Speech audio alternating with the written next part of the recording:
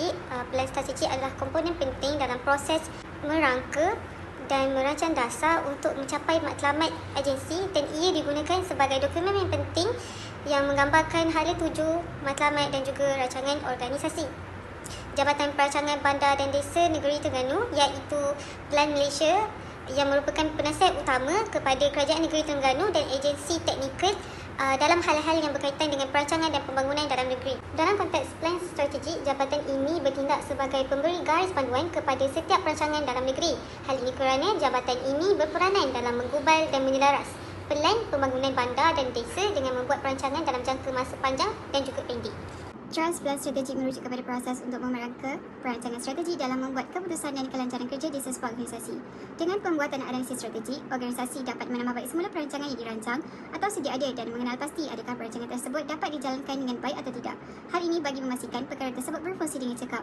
Selaras dengan sebelum memulakan formulation, pihak organisasi perlu menganalisis terlebih dahulu unsur-unsur dalaman dan luaran yang memainkan peranan penting dalam membentuk strategi dan keputusan organisasi. Selain itu, visi, misi dan objektif merupakan perkara utama yang perlu ada dalam setiap organisasi. Plan Strategik Plan Malaysia 2021 hingga 2025 pindaan 2023 telah dikemas kini untuk memastikan ia kekal relevan dan selaras dengan hala tuju dan strategi baru Kementerian Pembangunan Kerajaan Tempatan KPKT.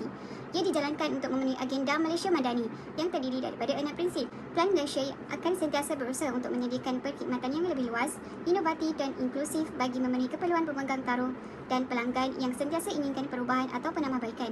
Oleh itu, setiap jabatan kini mempunyai tugas dan tanggungjawab yang jelas. Plan strategi ini boleh dilaksanakan dan sesuai untuk golongan sasaran. Dalam Plan Strategik Plan Malaysia bagi tahun 2021 hingga 2025, pindaan 2023, 5 trust strategi yang telah digariskan masih digunakan hingga sekarang seperti yang dinyatakan dalam gambar raja tersebut. Berikut merupakan 5 trust dalam Plan Malaysia Terengganu. Trust dalam perancangan strategi adalah penting kerana ia menyediakan landasan yang kukuh bagi arah dan tujuan organisasi. Kelebihan trust termasuk memberikan fokus, kejelasan misi, menggerakkan kesepaduan dan membantu organisasi menghadapi cabaran dengan lebih berkesan. Pengubahan plan strategik, proses untuk mengkaji plan strategik yang membolehkan matlamat tercapai. Pemindaan rangka kerja perlu dinyatakan kepada pekerja agar mereka peka dengan objektif, misi dan tujuan yang ditetapkan. Setiap plan meliputi belanjawan perancangan kerja dan menilai sumber yang diperlukan.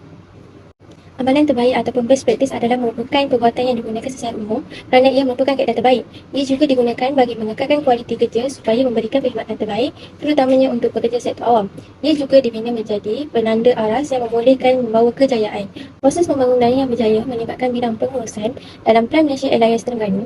Terus yang dipilih adalah memperkukuhkan keberkesanan, perancangan pembangunan sepeda dan guna tanah ke arah kesejahteraan rakyat serta kemakmuran negara. Tanah merupakan sumber yang terhad, jadi perlu digunakan secara optimum. Plan Malaysia Alliance Terengganu telah merancang rumah mampu milik RMM dan rumah pangsa mampu milik RPMM kerana pemilikan rumah akan menghasilkan kestabilan ekonomi rakyat. Plan Malaysia Alliance Terengganu juga membuat penilaian dalam beberapa aspek supaya rakyat hidup dalam keadaan selesa. Antara garis panduan yang perlu dipatuhi di negeri Terengganu adalah dari segi komersial, iaitu kawasan yang dibina perlu mempunyai pasar raya yang membolehkan rakyat untuk membeli keperluan asas.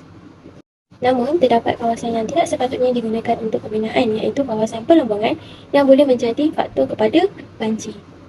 Seterusnya adalah Key Performance Indicator. KPI merupakan satu sistem pengukuran yang mengawal tahap kemajuan serta proses perkhidmatan yang diberikan kepada pelanggan mengikut objektif dan matlamat organisasi. KPI adalah sangat penting untuk mengukur prestasi dan membantu dalam menilai sejauh mana organisasi telah mencapai objektif dan misi yang ditetapkan. KPI pada Plan Malaysia Terengganu dapat dilihat melalui program Rumah Mampu Milik iaitu RMM. Plan Malaysia Terengganu perlu memberi lebih banyak penumpuan kepada masyarakat yang memerlukan tempat tinggal yang lebih selesa. Hasil daripada penetapan KPI itu, agensi Plan Malaysia Terengganu boleh menguasai kekurangan yang ada dalam organisasi mereka untuk merealisasikan keperluan rakyat Terengganu. Seterusnya ialah pelaksanaan plan strategik. Pelaksanaan plan strategik merupakan satu rancangan atau pendekatan yang utama bagi sesebuah organisasi untuk meningkatkan kecekapan dan produktiviti mereka. Pengurusan sumber merupakan satu perkara penting bagi memastikan kesemua trust plan strategik bagi organisasi ini tercapai, terutamanya dalam program perumahan seperti program Rumah Mampu Milik dan Rumah Pangsa Mampu Milik. Setiap organisasi mempunyai 3 pengurusan sumber, iaitu pengurusan sumber manusia, pengurusan sumber keuangan dan juga operasi. Dalam pengurusan sumber manusia di Plan Malaysia Terengganu, ia melaksanakan beberapa tugas penting, antaranya ialah pengambilan dan pemilihan kerja, menyediakan latihan dan pembangunan, papasan dan faedah, serta pengurusan prestasi pekerja dan menjalinkan hubungan antara pekerja. Seperti mana kita tahu, perancangan bandar dan desa merupakan satu perkara yang bukan mudah untuk dirancang, dan setiap perancang perlu mempunyai pengetahuan yang meluas berkaitan dengan guna tanah dan kawasan yang sesuai untuk dirancang bagi pelaksanaan pembinaan. Itu, Plan Malaysia Terengganu akan menyediakan latihan dan pembangunan kepada kaki tangan organisasi awam untuk memantapkan lagi ilmu pengetahuan tentang perancangan bandar dan desa serta memantapkan lagi kemahiran yang baru dan meluas terutamanya dalam perancangan kawasan perumahan kepada masyarakat. Antara cabaran yang dihadapi oleh pengurusan sumber manusia dalam Plan Malaysia Terengganu ialah mereka mempunyai beberapa kaki tangan yang berlatar belakang budaya dan pandangan idea yang berbeza-beza menyebabkan berlakunya konflik dan pelbagai pendapat dari individu berbeza. Dan organisasi perlu melaksanakan pertimbangan untuk menerima pendapat mereka secara baik. Seterusnya, setiap organisasi juga mempunyai bahagian pengurusan keuangan untuk memastikan kecekapan perbelanjaan dan pemerolehan keuangan organisasi secara bulanan dan tahunan dalam pengurusan yang baik. Bahagian keuangan Plan Malaysia Terengganu berfungsi untuk menyelaraskan pengurusan keuangan jabatan. Bagi contoh, sebanyak 34 juta peruntukan untuk membina sebanyak 238 unit rumah di kawasan Marang Terengganu mestilah direkodkan dalam penyata wang tunai organisasi untuk memastikan kedudukan keuangan organisasi tersebut stabil dan juga tidak berlakunya isu kehilangan keuangan. Manakala bagi pengurusan operasi pula merupakan satu bahagian yang bertanggungjawab dalam merancang dan mengatur strategi operasi organisasi supaya berjalan dengan lancar. Seperti mana kita tahu, organisasi Plan Malaysia Terengganu mempunyai bahagian projek khas iaitu kaki tangan akan menyediakan plan operasi projek khas dalam tempoh 60 hari bekerja serta membuat ulasan perancangan tapak dalam tempoh 14 hari bagi kelulusan dasar dalam projek perswastaan. Plan operasi juga menyelaraskan aktiviti-aktiviti harian dan memantau aliran kerja serta memantau keselamatan pekerja mengikut Standard Operating Procedure SOP dan juga pengurusan data geospatial. Tuhan SOP geospatial merupakan satu aktiviti yang menyeragamkan proses pengumpulan data dan memberikan panduan yang jelas berkaitan dengan sesuatu kawasan perancangan yang lebih strategik. Malaysia Terengganu perlulah mengetahui terlebih dahulu berkaitan dengan maklumat geografi sesebuah kawasan sama ada ia sesuai untuk melaksanakan pembinaan perumahan ataupun tidak. Hal ini kerana projek RAM mestilah dilaksanakan di sebuah kawasan yang strategik agar tidak berlakunya impak yang negatif seperti banjir ataupun pembakaran secara tiba-tiba. Terutamanya, mereka perlu mengelakkan untuk melaksanakan perumahan di kawasan tadahan air dan juga pelombongan. Seterusnya, kita pergi kepada plan dan pelaksanaan dasar. Seperti mana kita tahu, setiap negeri di Malaysia pastinya mempunyai masalah yang dihadapi untuk memastikan kemajuan negeri mereka setanding dengan negeri-negeri maju yang lain. Oleh itu, bagi menyelesaikan masalah yang dihadapi di masyarakat Terengganu, Plan Malaysia Terengganu telah melaksanakan plan dan pelaksanaan dasar yang bersesuaian, terutamanya berkaitan dengan perancangan dan pembangunan di negeri Terengganu. Asal yang dilaksanakan adalah dasar kualiti jabatan yang mempunyai visi dan misi tertentu seperti berikut. Walaupun penularan COVID-19 yang berlaku di negara ini telah menyebabkan proses pembinaan rumah mampu milik terpaksa ditangguhkan pada awal penularan dan dihadkan susulan dengan pelaksanaan Perintah Kawalan Pergerakan PKP, PKPB dan juga PKPP. Namun, cabaran-cabaran yang dihadapi oleh organisasi ini bukanlah satu perkara untuk menghentikan projek RMM. Tetapi, pelaksanaan dasar yang telah dilaksanakan ini memberikan impak yang positif di mana proses pembinaan perlulah diteruskan mengikut dasar yang telah ditetapkan bagi memastikan kesejahteraan rakyat terjamin dan pembinaan rumah di negeri Terengganu mengikut spatial yang sepatutnya dilaksanakan. Penggunaan alat strategik merujuk kepada aplikasi pelbagai rangka kerja, model dan teknik yang membantu dalam penggubalan, pelaksanaan dan penilaian strategi. Alat strategik menyediakan pendekatan berstruktur untuk membuat keputusan strategik, membantu pemimpin menganalisis persekitaran dalaman dan luaran, mengenal pasti peluang dan ancaman dan membangunkan strategi yang berkesan untuk mencapai matlamat. Dalam Pelan Malaysia Terengganu, antara alat strategi yang digunakan oleh pemimpin termasuklah petunjuk prestasi utama iaitu KPI.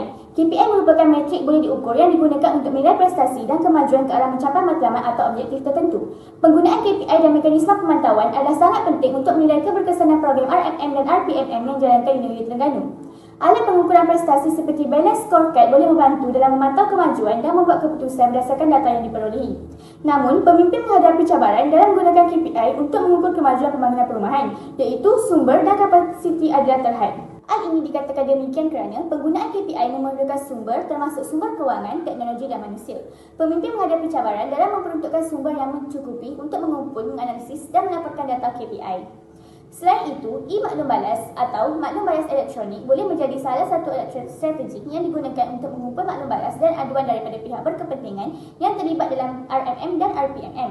Dalam Pelan Malaysia Terengganu, platform e-maklum balas digunakan untuk melibatkan pihak berkepentingan seperti penduduk, ahli komuniti dan peserta program perumahan dalam memberikan maklum balas serta pengalaman, keperluan dan cadangan mereka. Hal ini membantu pemimpin dalam memahami keberkesanan program, mengenal pasti bidang untuk penambahbaikan dan memastikan program itu sejajar dengan jangkaan dan keperluan pihak berkepentingan. Walau bagaimanapun, pemimpin akan menghadapi cabaran apabila menggunakan e-maklum balas untuk mendapatkan aduan daripada pihak berkepentingan iaitu kebolehcapaian teknologi. Pemimpin menghadapi cabaran dalam memastikan semua pihak berkepentingan mempunyai akses kepada teknologi yang diperlukan dan selesa dengan menggunakannya. Hal ini dikatakan demikian kerana sambungan internet yang terhad, kekurangan celik digital dan akses yang tidak mencukupi kepada peranti boleh menghalang pelaksanaan sistem e-maklum balas yang berkesan. Seterusnya, saya akan menjelaskan tentang penilaian pelan strategik. Penilaian pelan strategik dianggap sebagai satu proses kritikal yang bertujuan untuk menilai keberkesanan dan impak rancangan tersebut ke atas sesuatu organisasi. Fasa penilaian termaksudlah membuat perbandingan keberkesanan program yang telah dilaksanakan dengan petunjuk prestasi utama iaitu KPI yang telah ditetapkan berdasarkan garis panduan bidang keberhasilan utama iaitu KRA. Selain itu, terdapat juga penanda aras kemajuan yang lain seperti hasil maklum balas pemegang taruh yang terlibat. Berdasarkan konteks penilaian, petunjuk prestasi utama iaitu KPI dianggap sebagai kriteria yang penting untuk mengukur prestasi atau keberkesanan sesuatu organisasi. Namun, bidang keberhasilan utama iaitu KRA pula berperanan membantu pihak kerajaan dalam menentukan bidang fokus yang penting untuk mencapai kejayaan dalam sasaran yang ditetapkan. Sebuah organisasi yang menetapkan bidang utama dalam perincian KRA perlu merangkumi model KPI yang tersendiri. Itu mereka memulakan kembali projek RMM ini bagi memastikan sasaran 20,000 unit rumah mampu milik dalam tempoh 4 tahun yang terkandung dalam perincian KRA dapat dicapai sepenuhnya berdasarkan model KPI yang telah ditetapkan. Selain itu, maklum balas yang aktif daripada pemegang taruh juga mampu menilai keberkesanan sesebuah projek. Kerjasama dan maklum balas kerajaan tempatan, agensi perumahan, pemaju hartanah atau sektor awam yang lain mampu mencapai keberkesanan projek di perumahan di Terengganu. Contohnya, sebanyak 564 unit rumah mampu milik di Marang berjaya dibina hasil kerjasama dan maklum balas antara korporat sebagai pemaju dan Lembaga Tabung Amanah Warisan Terengganu sebagai pemilik tanah. Penyelidikan media dan analisis statistik Portal Rasmi Kerajaan Negeri Terengganu menyatakan bahawa sebanyak RM3.95 bilion telah dibelanjakan dan diteruskan untuk pembangunan khususnya projek perumahan di Terengganu sejak tahun 2018. Sebanyak 15,681 projek yang dirancang sepanjang 4 tahun pentadbiran manakala hanya yang berjaya sebanyak 14,934 projek RMM yang telah dilaksanakan dan telah disiapkan. Terdapat sebanyak 15 projek pembinaan rumah mampu milik iaitu 3,165 unit RMM yang telah siap dibina dan diajukan kepada rakyat Terengganu dengan secepat mungkin. Penghargaan dan ganjaran secara khususnya apabila perancangan pembinaan RMM dan RPMM ini berjaya. Hal ini dapat memastikan pelan yang dilaksanakan dalam projek perumahan mendapat beberapa penghargaan dan ganjaran yang boleh diberikan kepada mereka yang terlibat.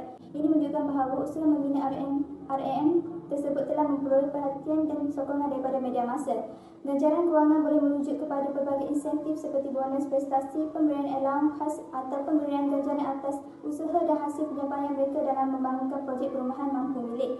Ganjaran kewangan juga boleh merangkumi pemberian hadiah atau pembiayaan latihan bagi meningkatkan kemahiran dan pengetahuan mereka dalam pembangunan perumahan. Pelan Malaysia Airlines Terengganu dalam mencapai perancangan yang dirancang untuk pembangunan masyarakat dalam pelbagai aspek. Perancangan strategik juga adalah berdasarkan visi, misi dan objektif organisasi untuk mencapai objektif yang dirancang. Misalnya perancangan pembinaan RMM dan RPM yang memenuhi keperluan masyarakat yang tinggal di sekitar kawasan. Ia juga membolehkan masyarakat untuk memiliki rumah dengan bersesuaian gaji mereka. Setiap perancangan perlu membuat analisis SWOT terlebih dahulu untuk menilai kekuatan, kelemahan, peluang dan ancaman bagi setiap perancangan yang ingin dilaksanakan. Apabila analisis SWOT dilaksanakan, ia akan mengurangkan risiko yang perlu ditanggung Plan Malaysia Airlines Terengganu. Tegasnya, perancangan yang strategik juga memberikan perubahan yang sejajar dengan matlamat yang memberikan penghasilan yang bermanfaat kepada rakyat.